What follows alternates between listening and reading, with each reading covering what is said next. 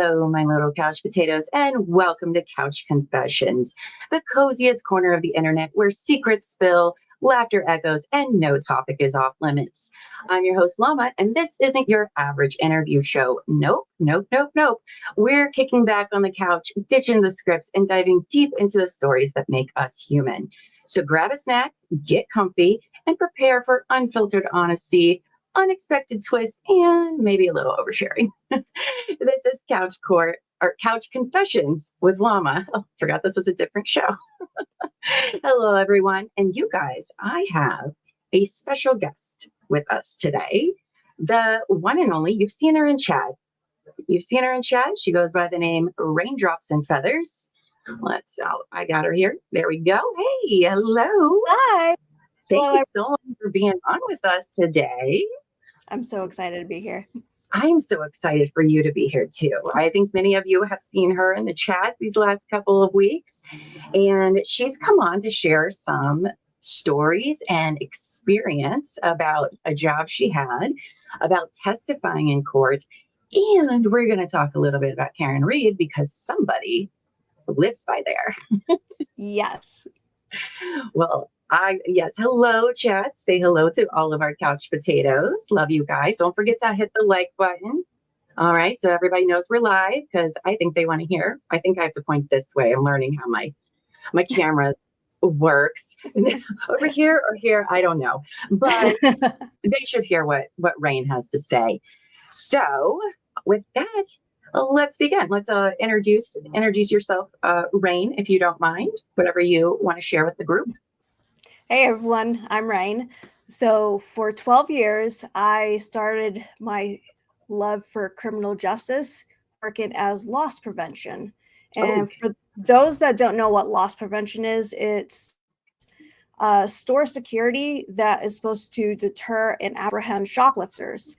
And most of the companies I worked for were incognito. So I would go into a store dressed in regular pants, t-shirt, and you wouldn't be able to tell me apart from an employee because we didn't wear any badges or anything. So my job was to follow shoplifters around and wait for them to steal. And then once they went to leave, I would apprehend them, bring them to my office for writing them up and prosecution. That is wild. By the way, you all should know, Rain and I have not talked like 10 minutes before this. We didn't even talk about this. So my reactions are very genuine, I assure you. That is wild. I did not know that you're kind of like a secret undercover officer, kind of. Okay. All right. Yeah. Now, would you be like stationed at the same stores, or like would you just do all different kinds of places? Yeah, so I would do a lot of different places. If for one chain, I could travel to the next state if needed, and I would actually be the market trainer. So I would actually be sent to other stores to train other people for loss prevention. So I did a lot of traveling in my days. So yeah. For 12 years. Oh my gosh. How many people do you think you've followed shoplifting? Like way too many. It seems, I know right now, it seems like when I read our local news and so you see a lot of theft, shoplifting stories making the news everywhere. That was, I don't know if I don't have TikTok, but somebody shared it with me, but there was that woman on TikTok who like filmed herself stealing like a buttload of stuff from Target. What do you think about that? Honestly, I am not surprised. I worked for a makeup company a few years back, and a lot of the girls that I caught stealing said that they learned to steal from TikTok. Really? That is fascinating. Yes. Interesting. And anytime their parents came in to pick up their kids, I would always tell them, your child learned this from TikTok. Wow. Did you hear that, chat? Keep an eye on your kids' TikTok. I wouldn't have thought that. I mean, it makes sense, I suppose, but wow. So if your child is asking for like those high brand makeup and perfume and all those other materials, and if they don't get it, they're going to find a way to get it. Wow. Look, Resident Evil AMC says hello. Wow, that's fast. What did most people steal in your Oh experience? Like, what man. were the, is it, everyone thinks maybe it's big ticket items, but was it actually smaller or? Cosmetics was usually one of the big items that people would go for because it's small, it's easy to conceal, and it was just an easy grab. Mhm. But there were times where all of a sudden it would be like Dyson vacuums or televisions or yeah. How does one steal a television? Oh, I got stories. Oh, tell us, girl. I'm here for all the tea. We're all here for Rain's tea today, right, Chad? Yes, yes, we are. Do I've tell. This is I've not seen us giving advice to steal, by the way. yes, That is not please what we're doing. don't. No, don't do it. Don't do that, I because guess what we'll highly do? We'll do cover not your to. trial. That's what I'll do. I'm going to cover it. Yes. So do not do this. But do tell. So people would just go up to the shelf with a shopping cart, pick up the TV, put it in the cart, and just try to walk out and be absolutely nonchalant about it. I've seen people grab a receipt for like a soda and hold it up as they're walking out and kind of wave it off to the door greeter, like, yeah, I already paid for it. It's all set. And no, it wasn't paid for. That's bold. Ballsy. Yeah. That is very ballsy. I couldn't, I've had, the alarms go off when I've walked through before. And like, I Yes. freak out. I don't know how other people can just like walk.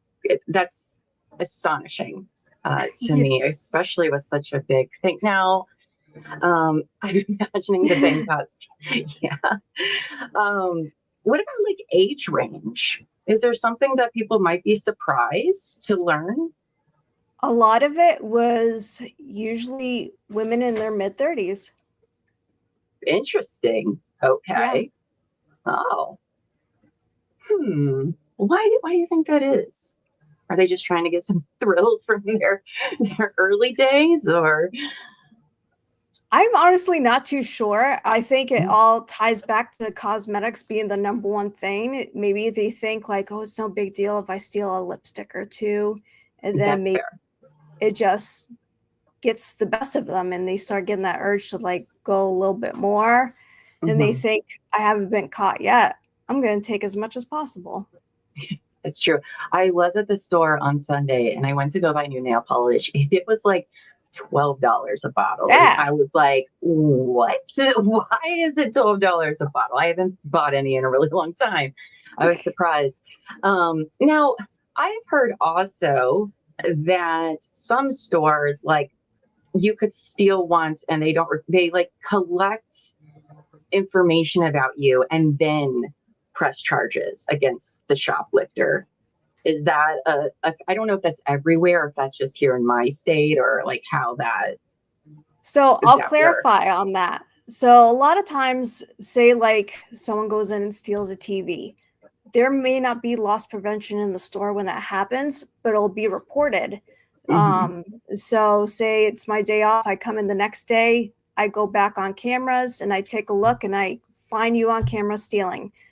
I don't have any other information other than what you look like from the camera, maybe a vehicle that you drive in, and I'll just save that and send out a bolo. And for those that don't know what a bolo is, it's be on the lookout. So usually we send these kind of bolos out to other stores, maybe the same chain. If you're in a plaza with multiple stores like a Best Buy, TJ Maxx, Target, we'll send that bolo out as well. And then hopefully we just wait for you to get caught in another store, or you come back. And what's funny is that 9 times out of 10, they always come back. Wow. I mean, I could see the mindset of, oh, look, I got away with it. I'm so smart. I'm so smart and I'm so smooth. I'm going to go back to the same store. That is fascinating. That not only that store, but other people. Polly Prissy-Pan says the Walgreens by my house, the people literally fill up bags and the workers just watch them walk out. They aren't supposed to stop them and they do it over and over. Interesting. Those are organized retail crime type thieves. So you'll see this is my cat Daphne, everyone. Hello, Daphne. Welcome to Couch Confessions with Llama. We love our pets. So those kind of individuals that go into chains at like a Walgreens or Victoria's Secret, and you see them filling up trash bags or backpacks, those are organized retail crimes. So those are the individuals that go swipe everything off the shelf, and then what they'll do is they'll go to a pawn shop or sell it online or sell it to another front. So that way they can get money through other means. That is very interesting. That's why you see a lot of stores like Target locking up their items, such as like razor blades, feminine products, because a lot of the organized retail crime go and they'll swipe those shelves completely clean. So at what point does it get reported to law enforcement? When it hits a certain dollar amount, such as like, say if an organized retail group hit my store and they cleaned me out for all my perfume and cosmetics, because of that amount, I'll send it to law enforcement. If someone comes in and steals a TV, I might give an officer a heads up depending on the price of the TV, or I just might wait and just hold on to that file. And I actually have a story about that. Sure, so yeah, go ahead. I had a guy that came in and stole a Dyson vacuum, and that vacuum was nice about vacuum. $600-$700. Yeah. I didn't pass the report on to the police, but he did come back a second time. And during that time, I was actually working. So I just called the cops ahead of time and I told them I have this guy that came in and stole a vacuum. And sure enough, the cops pulled up just as the guy was leaving with the second Dyson vacuum. So they got him right in the parking lot. Oh, and boy. So they were able to charge him for 2. Wow. Yeah. Again, that ballsiness is wild. Yep. That is wild. So I love the stories about this loss prevention business. Like, how does one get into that? I just asked. We had an asset protection manager, and he said he was hiring, and I said I was interested. You know, I always had that passion for like criminal justice. You know, I grew up watching cops and all that. So I was like, oh yeah, I could totally do that. Yeah. And I went in for an interview and got hired. So you just got to show interest. Going to school for criminal justice, something in that field, definitely shows that you have the want to do it. People in the military, it's a great place to start off, especially if you want to like move up and become a police officer someday or something else in that field. That is fascinating. It's just a career that I've never even considered. I've heard of loss prevention in stories, but I just assumed it was somebody watching some cameras. Like, I didn't realize that it, was an in-person thing or an undercover, as complex as it is. That's fascinating. Yep. A lot of times I'll be standing right behind the person as they're putting stuff right in their bag. They don't know that I'm there. Wow, like a ninja. Yeah. Watch out, 80s. If you're watching, we got another ninja on here. I would scare a lot of people. Yeah, I would. I'd be like, why is this person? But most people probably don't notice.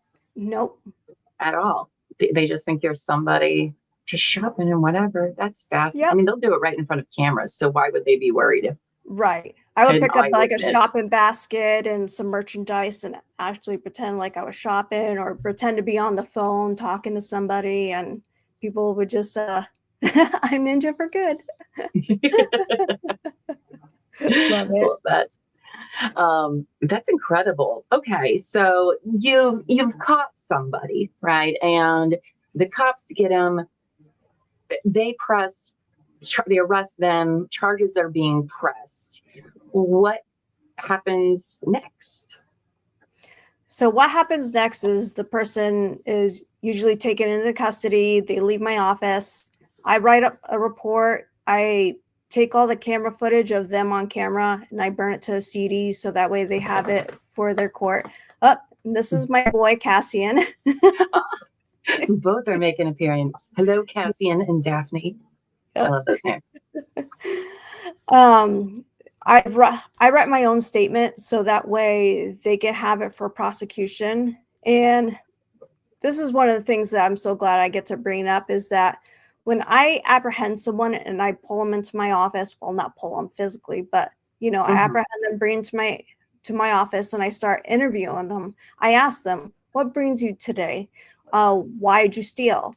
And a lot of times they'll admit, "Oh, I stole because I was dared to, or because I didn't have the money to buy this." I write that down in my statement to hand over to the police. And that boggles my mind about the Karen Reed case is that all these people claim that she said, I hit him, but not a single one of them wrote it down in their own reports. That doesn't make sense. Not a single one. Right. And that nobody took any notes. Exactly. Law enforcement, lawyers, apparently nobody was taking notes, but continue on. Sorry. Yeah. So Rain is that person we see in ID reenactments who gives the videos to the police. Yes, that is yes. Yep, absolutely. Yeah, so it usually takes a few months, dependent on the person, the individual that's being arrested. Sometimes it could be upwards of a year before I would receive a subpoena to go into court for this person. And Wendy is actually right. It's usually drugs related. A lot of people are stealing to fuel their habit. I mean, that's why a lot of people go for baby formula. Oh, because of drugs? I mean, that stuff's expensive. It really, I mean, when my son was little, it's like $20, $30 a can, but I didn't realize it was because of drugs. But yeah, a lot of people aren't stealing it for starving babies. They're stealing it because they mix it with their heroin. Oh, really? Wow. Yes. Don't do that, kids. Drugs are bad. Don't do that. Yeah, drugs are bad. That. I didn't know that. That's wild. Yep. Okay. The more you know. Okay, so you get a subpoena. By the way, it's very cool that you have this job where like you're catching people and you have to testify. You're being subpoenaed. It is like being a cop without being a cop. Right. It's very cool. But okay, so you get a subpoena from the DA's office. Yeah. Then what?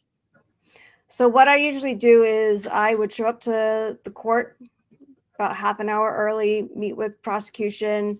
I bring in my own file that I saved at the store of my own statement, which is the same copy that I give the police, but I usually bring a copy of everything with me just in case if something happens.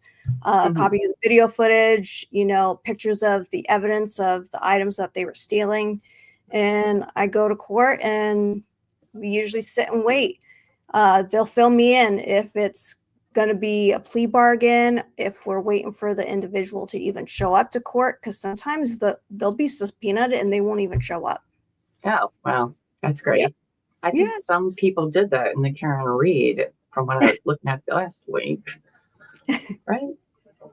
I forgot, before we go further with the court thing, I forgot to ask, have you ever been following somebody? And what is their response? Like, let's say you follow them. What is their reaction when they find out you are loss prevention? Like, have you had any bizarre reactions from people? Like, it was you the whole time. If it wasn't for you meddling loss prevention people, I would have gotten away. I've had people say, like, I knew you were following me. And I'm like, yeah, I still caught you.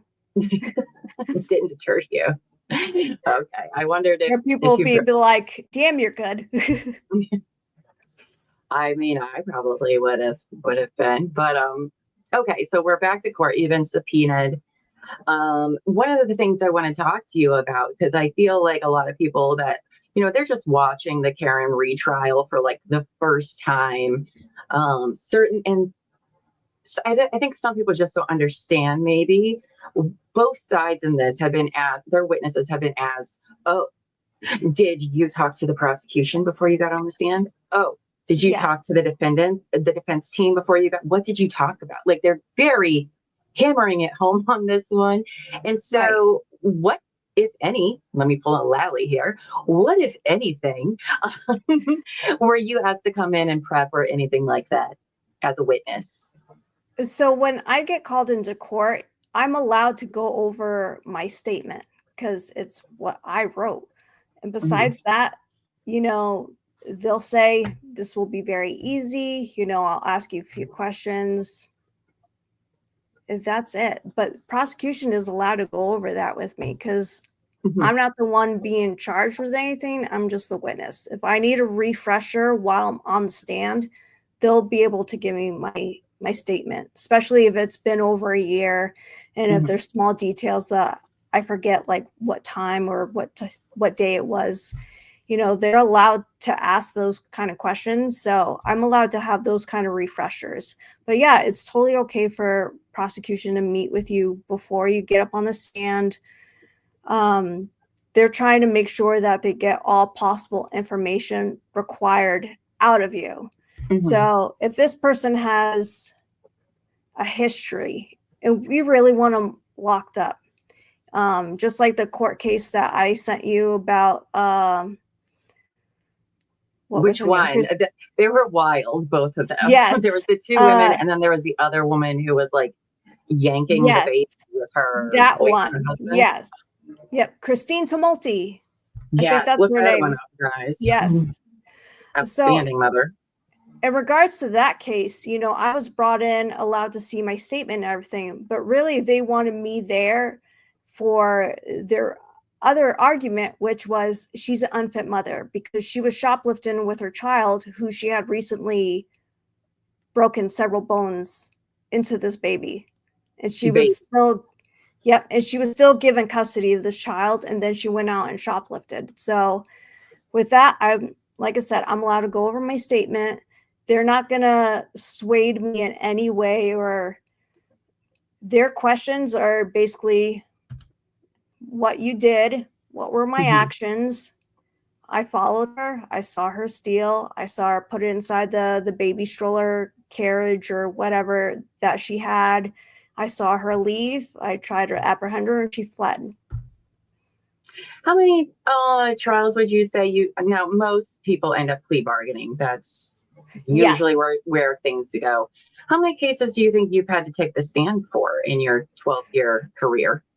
Honestly, probably only 7.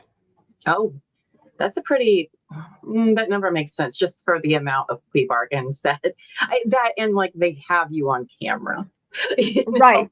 So now everybody's entitled to a trial, of course, but most people do plea in situations like that. So do you find it when you're on the witness stand, like, are you nervous at all? Like, what is that feeling like when you're sitting up there? I feel like a lot of people get the feeling of all these eyes are on me. They give themselves the jitters. But if you take public speaking like I did in college, you kind of adapt to being in front of people, so honestly, you're just telling the truth. There's nothing scary about it. You're not the one that is the bad guy. You did your job. You followed the procedures and followed the steps, and you apprehended someone that was stealing. You did everything right. So it's just easy. Now, what about if you're being crossed by a defense attorney? Have you had any, like, some that have been really rude to you, or is it just normal? Yes. Okay. I have had one that was extremely rude and aggressive, and I just kept trying to drive home my response like, yes. And it's totally okay to just, once they ask a question, you're allowed to take a beat, pause, and then respond. Sometimes people feel like that they're pressured to respond too quickly, and you're not on a time limit. You're allowed to take a breath. You're allowed to think about it and then give a response. That is very awesome. So you've been in a lot of courthouses. I'm assuming this is mostly in Massachusetts that we're talking about here. Yes. Mostly New Hampshire, but I've been to quite a few in Mass as well. Yep. Okay. Oh, New Hampshire. Oh, that's small little state over there. I kind of forget about it, to be quite honest. Sorry, Rhode Islanders, or New Hampshires. Oh, I just confused them in my head too. I just realized that was the opposite. See, I've been on all day. My brain's garbage It's right totally now. okay. But okay, so today there was no court because you live in Massachusetts, though. Yes. Right. We won't be super specific with where you are, but you are in the area of Karen Reed. And they didn't have court today because it was too hot. Which I was like, okay, which apparently you did say it's very hot and muggy there. And it's just surprised, I think, myself and a lot of people in chat today that they didn't have air conditioning after spending like $400,000 on Aperture and their clown evidence. And, I know it's an old building and I love old architecture. Like I love history. I'm a huge history nerd. And when people tear down old buildings, like I hate that. I hate it so much. And I know Massachusetts is an older city with a lot of amazing history and architecture, but like you've been in a lot of courtrooms for numerous things. What are they all like this? No, they're not. Is Canton just in its own bubble? I feel like it is, because I went to a Supreme Court up in New Hampshire and they had air conditioning. I needed long sleeves and a jacket. I was like, this is insane. I'm cold. But down in Massachusetts, I've been to a few of them and they don't have the upkeep. And I don't know if it's because they're spending all their money elsewhere. On bad witnesses, I'll tell you that. I know where $400,000 went. Yeah. Excuse me. I get burpy when I'm nervous sometimes. Fun fact about Llama, she's a burper. Staff will tell you that, especially Amos, who edits my After Dark videos. Lots of burping there. So you're in the Boston area, greater Boston area. I'm not familiar with that state. I've never been. Really want to go though. As a history nerd, really want to go. What has the vibe been? Like, what is everyone's thoughts? Do you hear a lot about Karen Reed on the news everywhere? Like, obviously, we are talking about it because we're true crime nerds. But like, what's it like there? A lot of people were in the same boat that I was. When I first heard about this court case and I saw her picture on the news, I was like, oh yeah, she's so guilty. And it's because I was judging a book by its cover. I was like, it's easy to believe the narrative that it was a drunken night and she accidentally backed up into her boyfriend and killed him, and with him being a cop, I'm all for the men and women in blue. Like I love the cops that I work with and respect them entirely. But then when I saw the first trial, my jaw kept hitting the table. And it was absolutely insane what I was hearing. And I came to the realization is that these people were covering it all up. And a lot of people are coming to the same conclusion. And it's kind of sad, especially Canton PD and with Sandra Birchmore. They're definitely going to be looked at, and it's absolutely terrible that they're a disgrace to any good officer that wears the badge. Is just it's awful. I don't know how some of these people are still showing their face around. It is wild. I would go hide under a freaking rock if the internet was talking about me the way that it's talking about some of these people. And I've wondered how, like, with the community, is this going to sow a bunch of distrust into the system? A lot of people have this like blind justice. They think, oh, prosecution must be right. Oh, the cops must be right. Like, you have this first initial blind trust in these authoritative figures, right? They're doing things in good faith. I've watched a lot of trials and I've never seen anything. Every single second of this trial, I've never seen anything like it. And I'm just curious, like, is that going to break people's trust into a lot of things by their lack of investigation, but which is abysmal. I can't even believe those guys get up there and are like, "Yep, this is what we do. We're doing it by the book." No, do you even know what you're doing? No, you're not. I'm not even a cop, and I could tell you that's not by the book.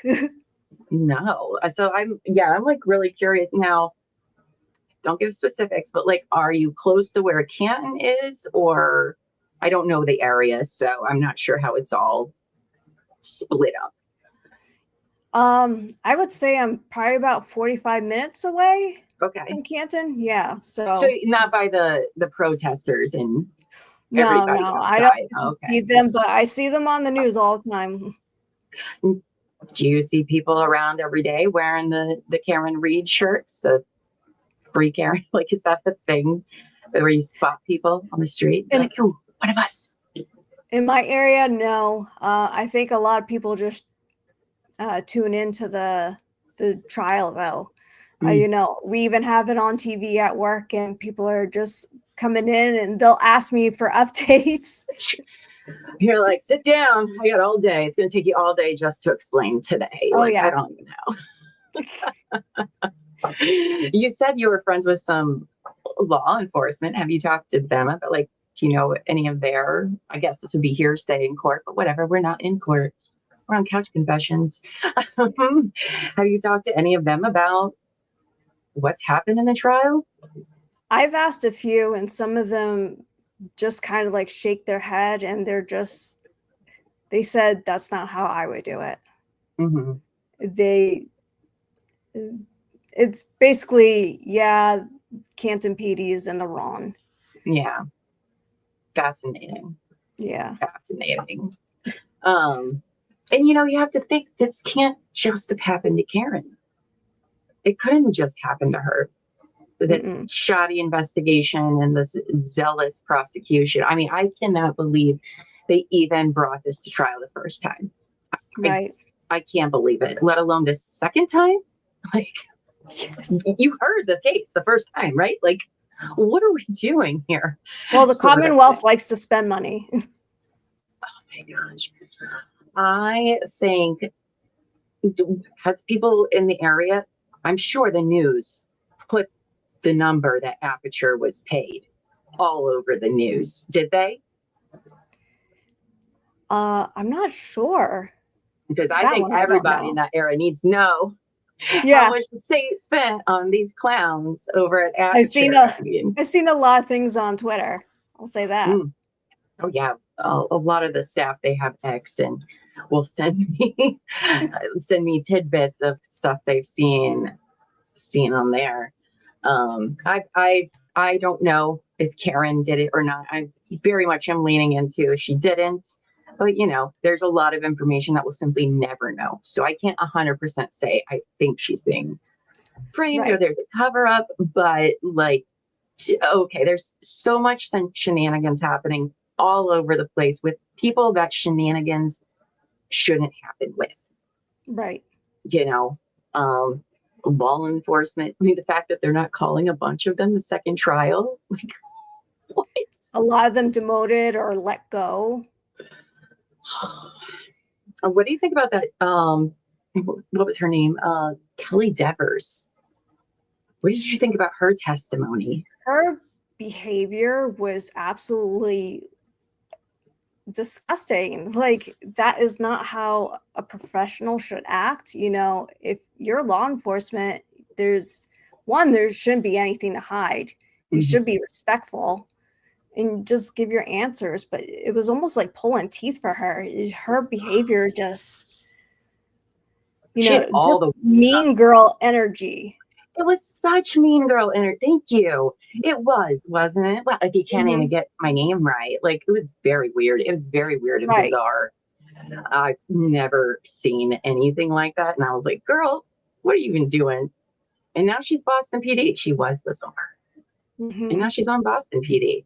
I'd be nervous having her on.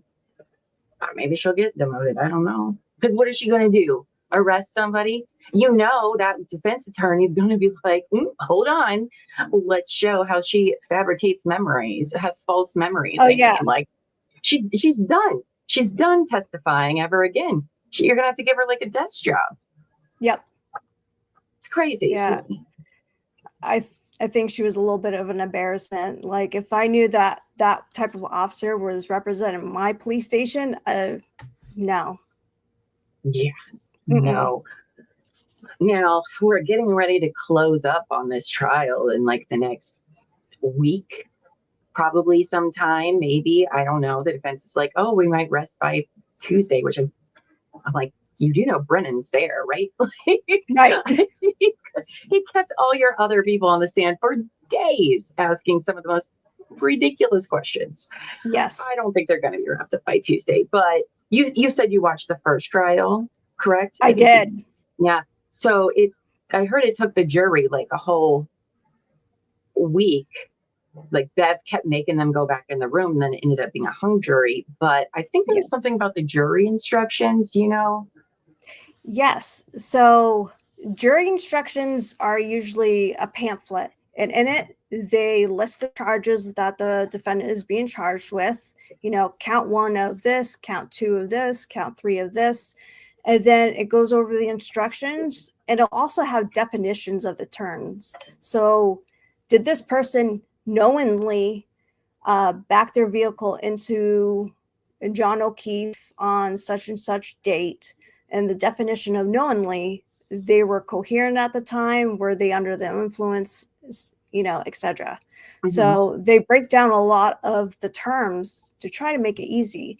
And for the jury, if they do not understand anything, they're absolutely allowed to pull I think he's the foreman, and say, hey, can you ask the judge a question? And he's supposed to go to the judge and ask the question. I heard that the jury foreman, the last one, was a cop, which I don't understand how he got on the jury. I don't understand that. That's what I heard too. Considering that this is a case about a cop, and the cover up might involve the cops, I couldn't believe it. I was like, what? How did he make it on the jury as the foreman? Yep. Nonetheless, very fascinating. Now that you're watching the second trial, what differences have you seen between the first and the second trial? What's your take on this second trial? I feel in the second trial, there's more evidence coming to light, as well as some of these other witnesses that I haven't seen before, and just like getting their breakdown of everything that supposedly happened. It's just really interesting, you know, the people from Aperture and how they did their testing, and then the guy with the blue paint, like, I can't.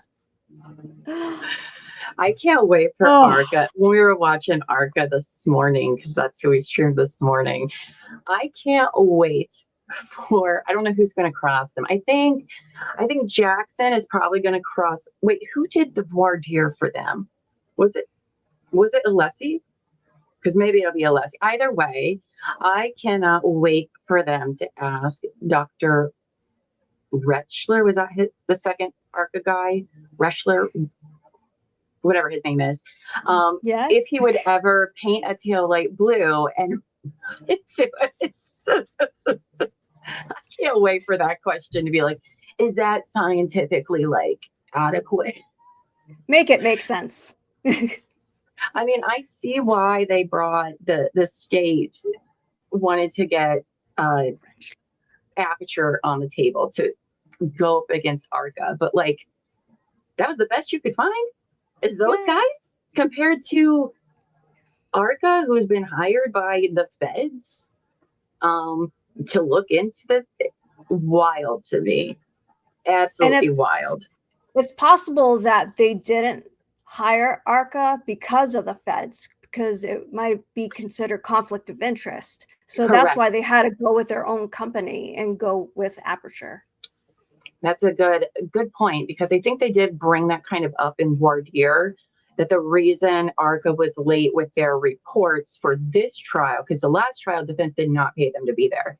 and they were only allowed to testify about a little bit because of working with the feds.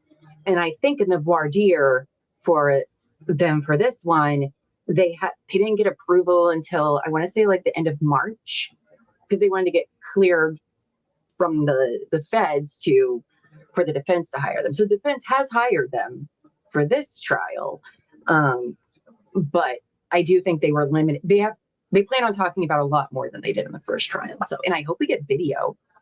I was very annoyed there was no Canon video. Jeez. But boy, was it night and I think it's going to be night and day.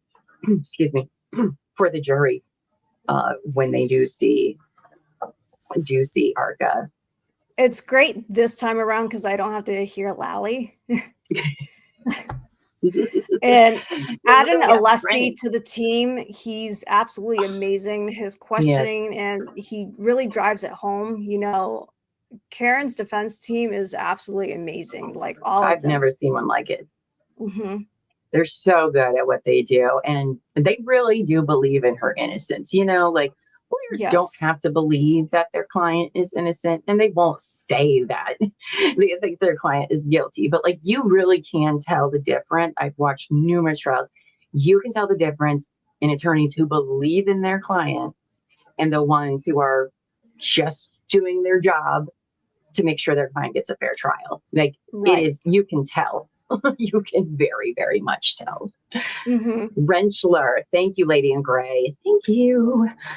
Rentschler. I'm going to have to work on that. What else? There was something else about the trial in Boston I was going to ask you about. Oh, gosh. Maybe this is why I should write things down. Do you have any other viewpoints of the Karen Reed trial you want to share?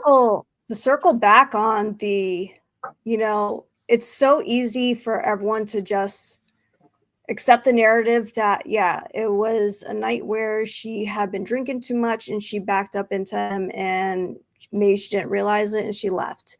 And us as viewers, as consumers, we like things dulled down, simplified. Mm-hmm. And that is just such an easy statement to accept.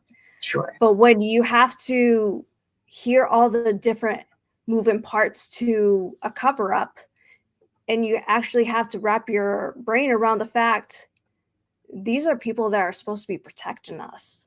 Mm-hmm. And this is what they're doing. They're driving drunk throughout a whole day, leaving their gun lying around, and then supposedly getting in altercations, and possibly I don't know if I believe that Higgins and Brian Albert were involved. Was it on purpose? I don't know. Was it an accident? I don't know.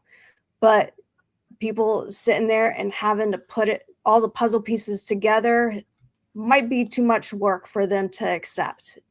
And as you were saying earlier, it's hard to swallow people wearing the badge that are supposed to uphold an oath to protect and serve, doing something so vile and malicious, and then twisting it and putting it on someone like Karen Reed. And people are saying, why Karen? She's a single woman, no family. When you look at the Alberts and the McCabe's and Higgins, you know, law enforcement, families, they have businesses. They have so much to lose. And it would just be so much easier for them to just spin it and pin it on someone like Karen. And I'm a girl. Exactly. And they also have a reputation around Canton as well. They're well known. So for them to lose all of that, it would just be such a huge blow. Yeah, for sure. And I think too, like, there's that, a lot of people are like, oh, but if it's a conspiracy, like everyone would need to be quiet. And that's like so hard to do. Not really, because let's compare these people to mafia. Okay. Mm-hmm. It's kind of the same. It's the same kind of brotherhood. It's the same kind of duty and honor. And you protect those that are, a part of that, including the wives. I'm just saying there's similarities. Okay. I'm not saying Yes. everybody is, that's not, I'm just saying those kind of duties they're very close to one another. And I do think that something probably happened. Mm-hmm. What?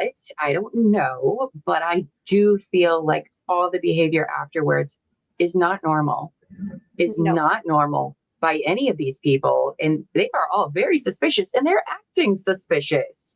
Like, Yes. I'm like, you're That's just gaslighting us.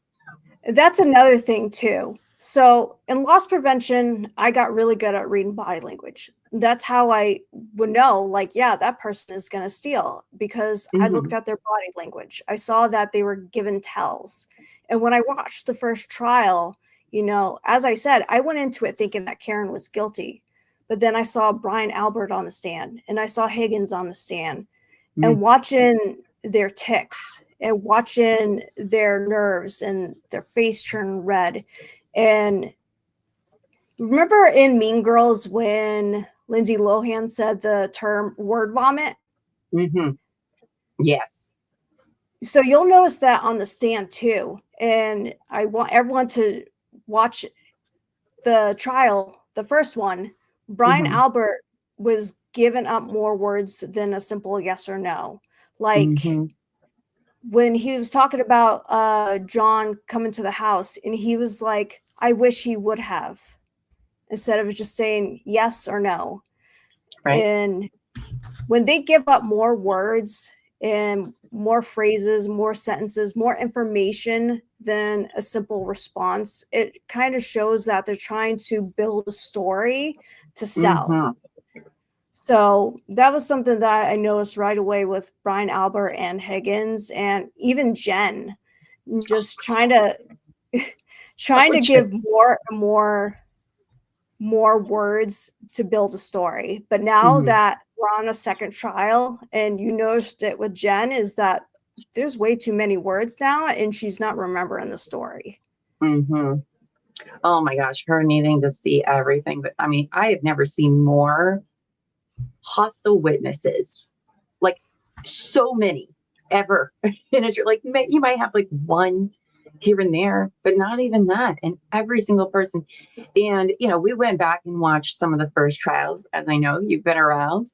And Yep. I will say that Brian Higgins, because I had seen, watching the second trial, that defense is trying to point the finger at Higgins and Brian Albert.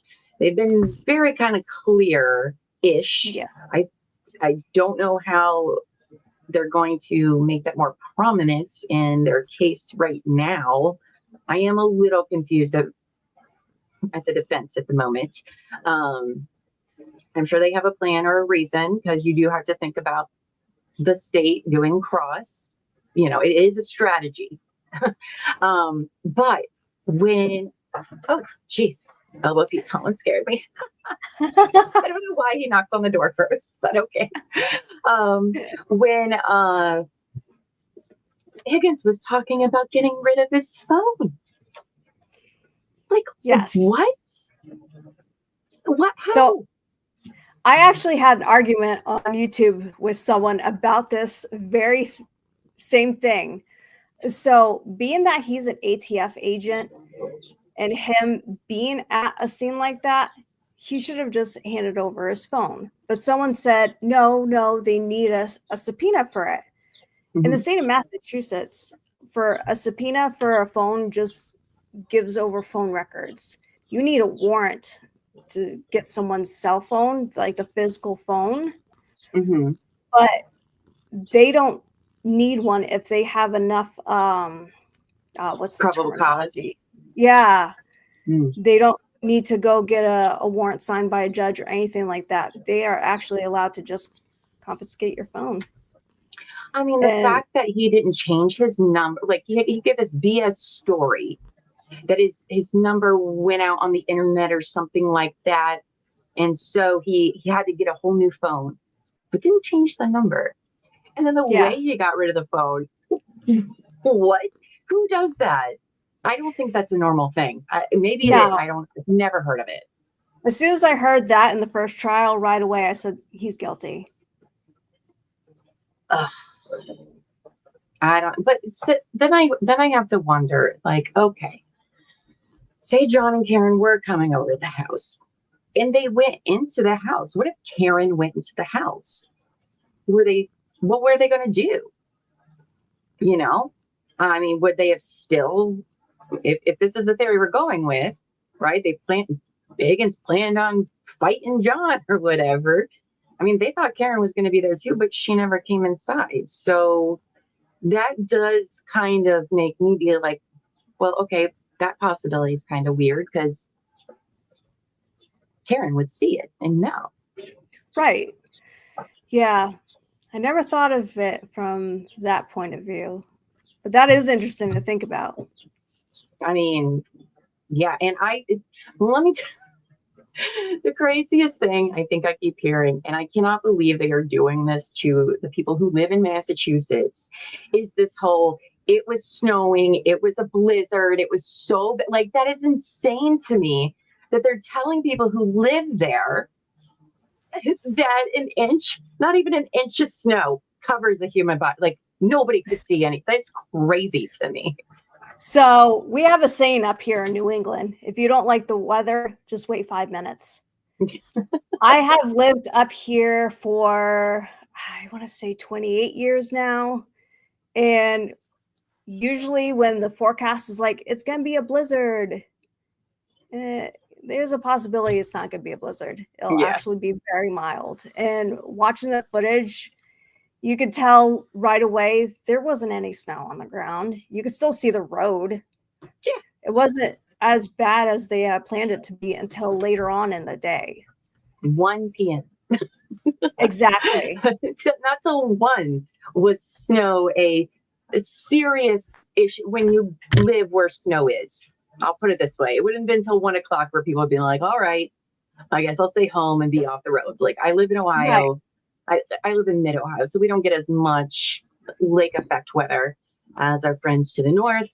But I'm like listening at the beginning of this, and I'm like, the first thing I said, I need to know how much snow was on the ground at 12:45 in the morning. That's what I need to know. And then I saw it, and I was like, get out of here. Get out of here. No Really? way. No way. And that's why everyone was still up drinking. Yeah. They knew that the roads would be fine. I can't believe that they're trying to, I do feel like, trick the jury who lives there. Yeah. But I'm going with that's why they didn't show, because today we saw those videos from the library and the other place. And I was like, that's weird. We haven't seen those yet. And then I was like, oh, because it shows barely any snow on the ground when he's supposed to be dead 30 minutes later. Not even 30 minutes. It would have been 17 minutes later. No, snow doesn't fall that quick at that point in time. So no, it doesn't. I don't see I how can it's verify. Possible. So what do you think? Do you think it's going to be a guilty, non-guilty, hung jury again? When this second trial, are impossible to tell. They are. Yeah. But with the second trial, at first, it sounded like a lot of them were starting to think like, oh, she's not guilty. You know, people were commenting about how people in the jury were like shaking their heads at some of the witnesses and making facial expressions. So they're kind of like in disbelief of like, really? You're trying to pull the wool over our eyes? Now it's getting towards the end and I'm starting to get nervous. I'm a little nervous too, in the fact that some people don't need like a certain limit, if that makes sense. Like, okay, like they could be like, oh, well, they found taillight pieces in the yard and that's enough. But then it's like they ignore everything that was said about the tail pieces and how they were collected and not correctly. I mean, for me, but I have, these are all people that probably are not nerds like us who love true crime and watching trials and know all the things. I imagine they do not have any experience with that. So maybe that shitty investigation doesn't hold any weight to them. And that does make me nervous because for me, all of those people crossed off my list of people I can give credit to, you know? And again, I think it goes back to people want it simple to try to wrap your minds around the fact that people went into this elaborate scheme to cover it up. You know, I really think Proctor is behind a lot of it. I'm so mad they didn't call him. I get why the defense didn't call him. They are not planning on calling Proctor, you guys. And we know the Commonwealth aren't. But we have to think, too, that some of the jurors had to have seen the few times that prosecution has really tried to pull the wool over everyone's eyes with inverted videos, that reflection of the glass on the bumper, and that glass not matching the other glass that was found, you know, only some of the red taillight pieces fit together. And, oh, that's right. They're experts that they paid a buttload of money for. One was a liar who lies about his education. And then the other guy was just very arrogant on this. I don't think he came across well to some people, maybe others, sure, but he was very, I'm so glad when he was done. We all said, oh, thank God. Plus then Brennan's, you know, cross of Dr. Russell, I heard the jury was not liking him during the way he was treating sweet Dr. Russell. I know. I heard that this jury this time around is a younger group. So hopefully, you know, they're going to be more attentive and they're paying attention. And I hear that they're taking a lot of notes. So that's absolutely amazing. And so I really feel like the jury this time around is really focused and really gung-ho about trying to get to the truth and then making sure that the right people are held accountable. I mean, I'll say this, the fact when you know juries are paying attention, such as this one and other ones I've watched, you know that the jury is paying close attention. We may not like what verdict they come to, right? But if they've been paying attention, they at least have made their decision informed, you know, and I can respect that. It doesn't mean I might like it if it comes back guilty. I probably won't. I will probably say a lot of cursey words if that's the case, live. But you do have to give them some respect that that is what they've come to after listening to this, after taking notes, after hashing it out, you know. But I think there's going to be at least one stubborn person on each side that is not willing to budge or compromise for this. And that's the thing. I would be one of those jurors, right? Because her life, her future relies on my decision. And to me, that's a huge weight. Like, your decision has consequences for numerous people, you know, not just for her, but for her family, for John's family. I mean, people don't really understand the spider web that goes out. And when you really think about it, you're like, oh, wow, that's a lot. So I'm very curious to see what they come to go on. And I do hope it's not guilty, and maybe we will, but I don't have high hopes on that. And it's not very often that you even see a hung jury. It is not very often. There's I thought Murdaugh was going to be a hung jury, was not. I thought Zachariah Anderson was going to be a hung jury, and it was not.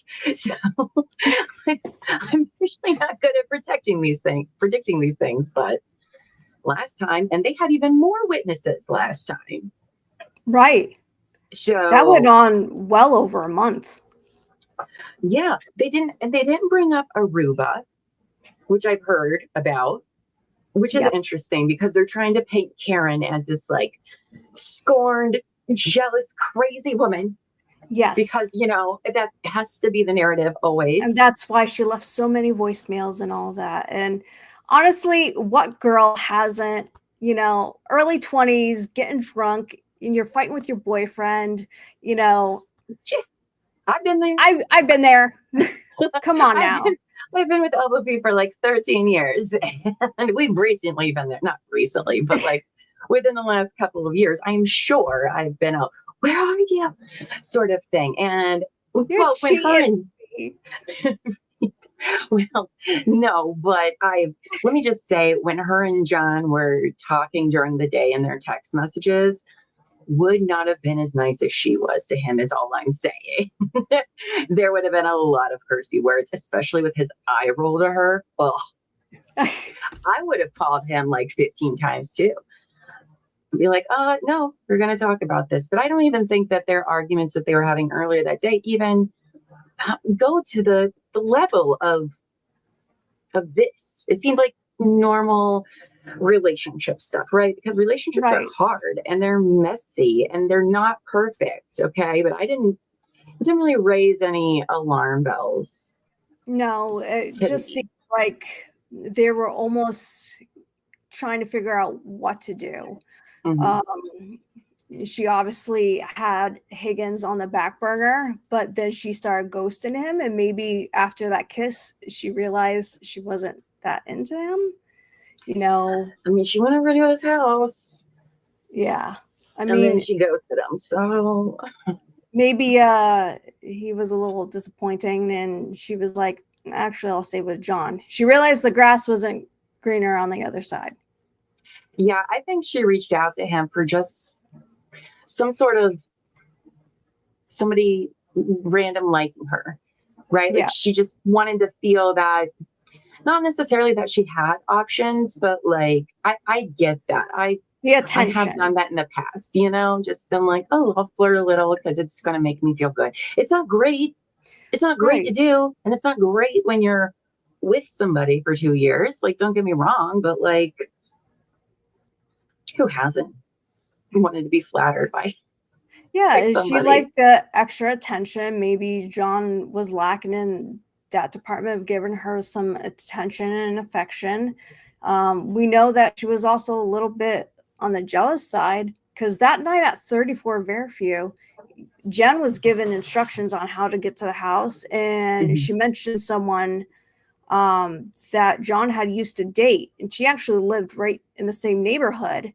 And Jen said, go right by her house. So I think that might have upset Jen or Karen a little bit.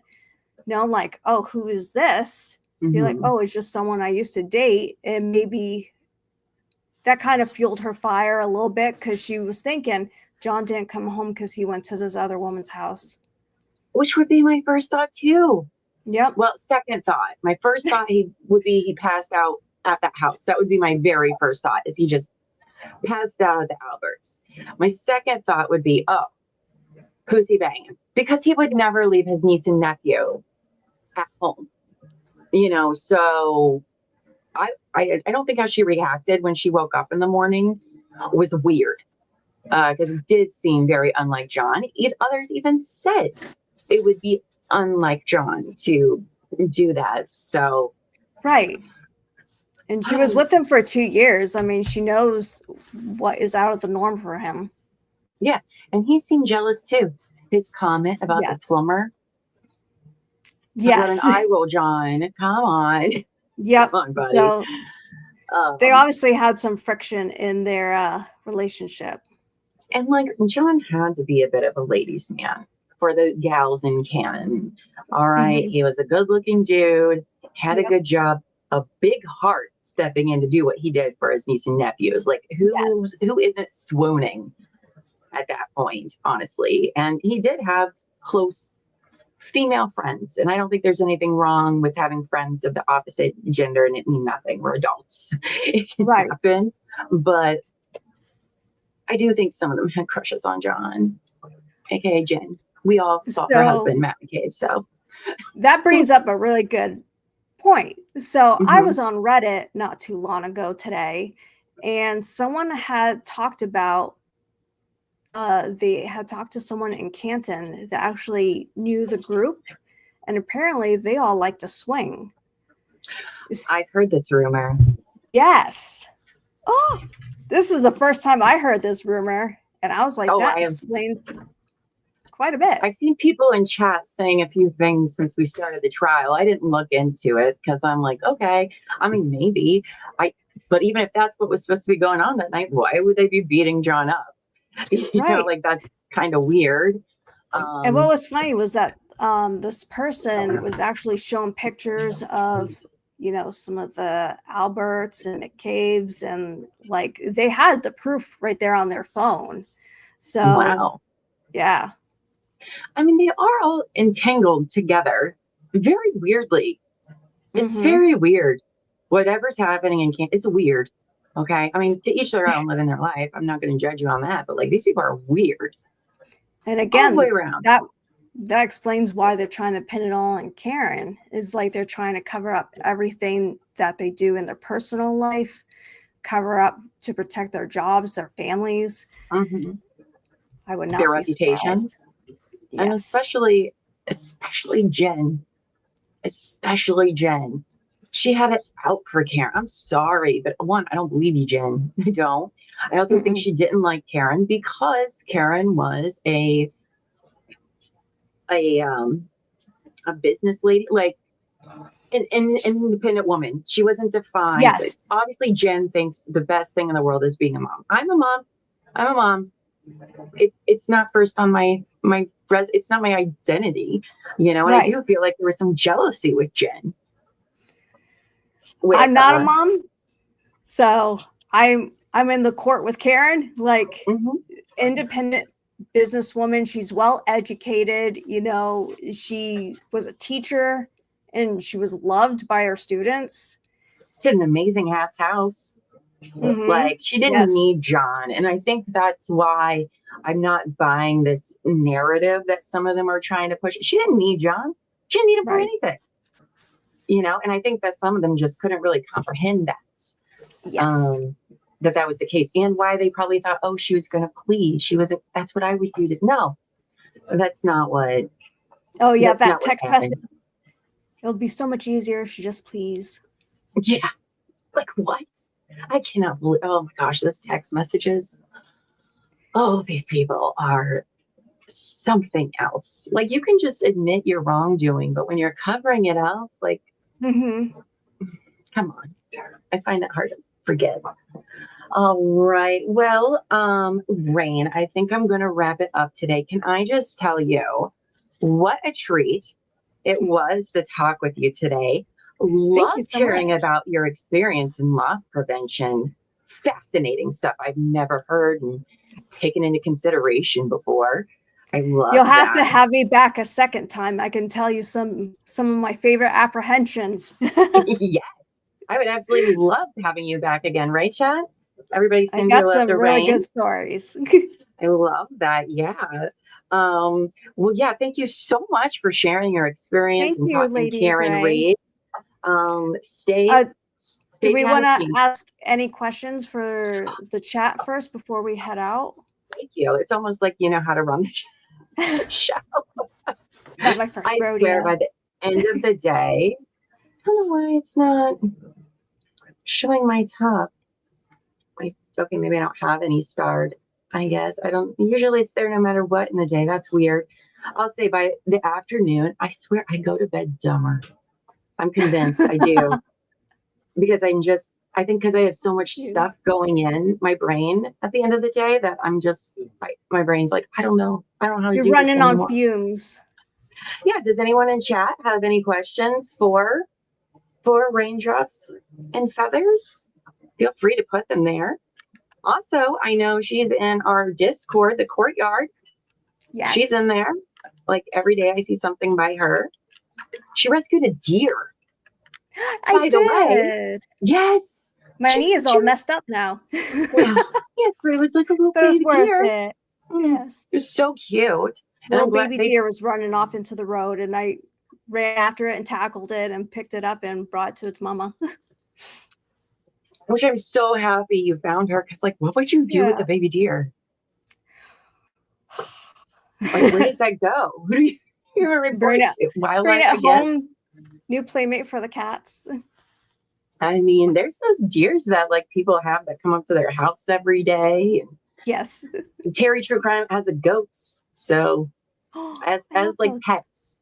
Yes, she has Jasper that, and she doesn't have just like them as farm animals. Like they're her pets. She has Jasper, and then this weekend, I'm pretty sure she's getting twin goats, twin baby Oh, goats. that's so cute. I know Oh, that's so Lady in cute, right? Gray. Oh, Do you Lady in hear Gray a has lot? one. Do you hear a lot about Sandra Birchmore in your area? How widespread is it? Oh, yes. Thank you for bringing that back up. Yes, Good thank question.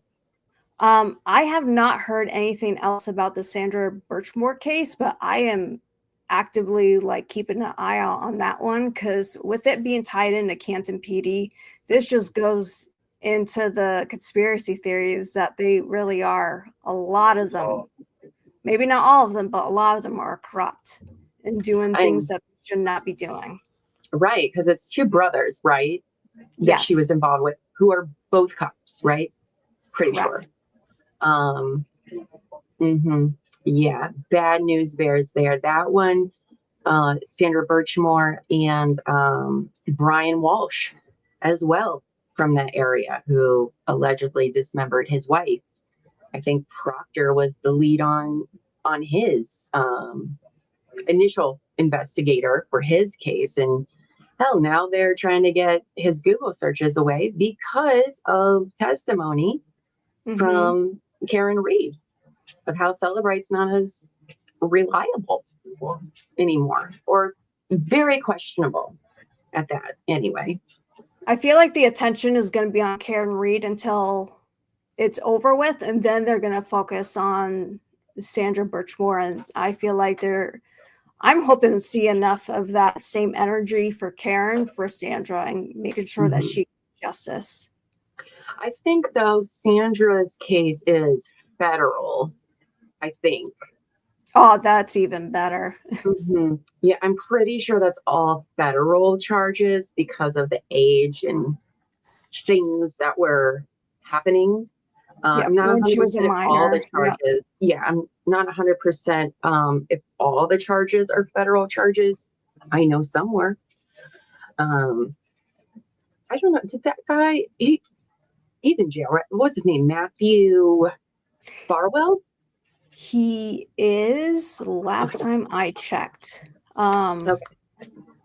yes, Birchmore is federal right now. Thank you, Lady in Okay. Gray. Yes. I can't wait. I really hope the FBI comes in guns blazing for this and for Karen Reed. Do you think that I think they're watching this trial? I Oh, think they've been 100%. waiting.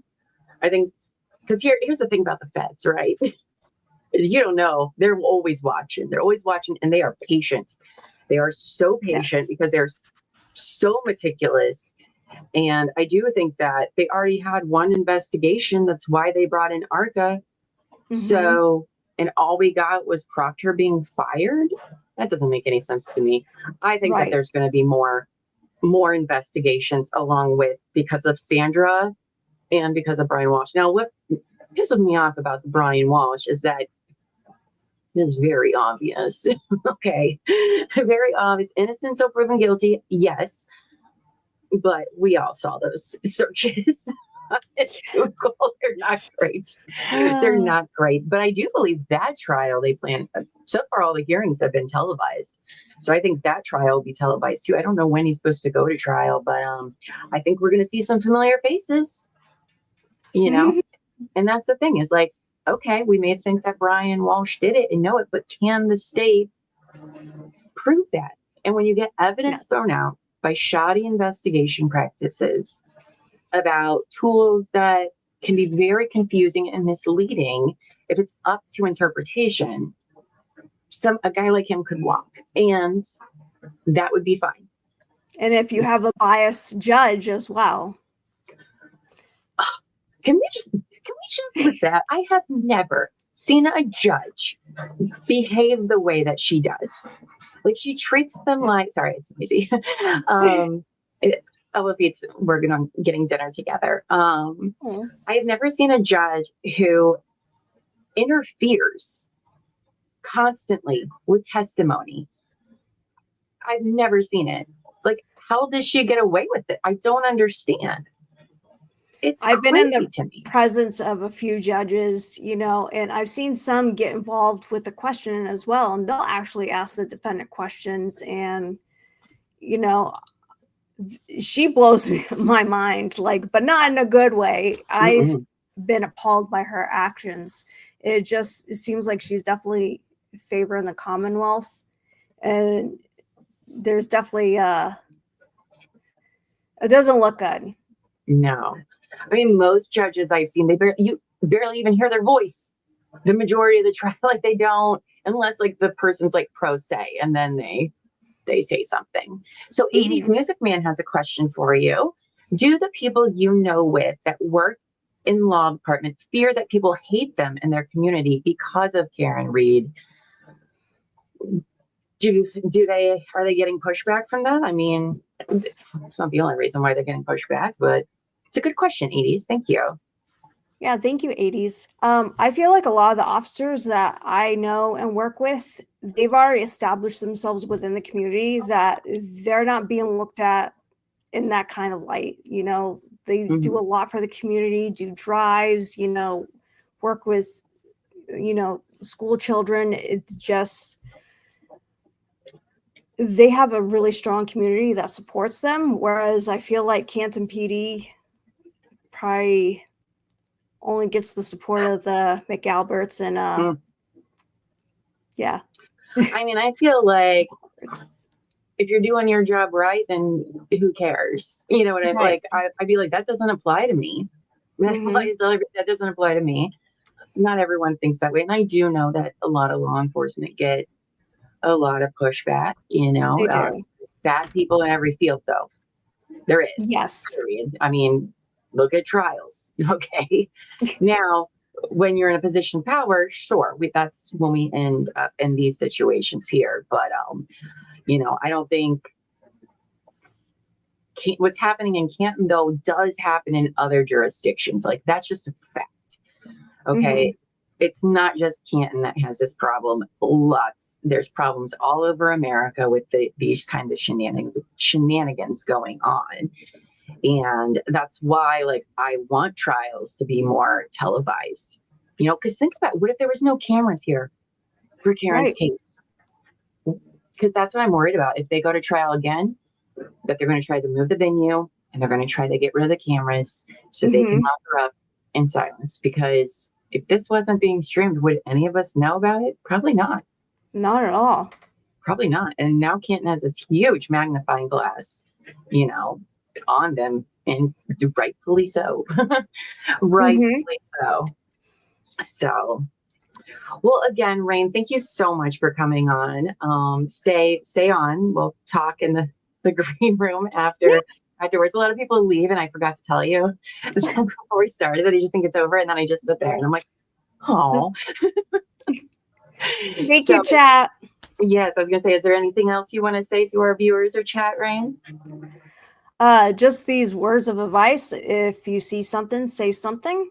Your awareness could help stop a crime or solve a crime. So just make sure that you're paying attention out there and be safe. That's right. I love that. That's a good message. Thank you. Well, you guys, I will see you all at 8 p.m. Eastern tonight with Terry True Crime on the True Crime and Wine Time podcast, where we're going to be covering the case of Robert Dahl. Now, if you haven't heard of it, come watch it because it is a wild one. I can't wait to tell you guys all about it. 8 p.m. Eastern, right here on the True Crime and Wine Time channel.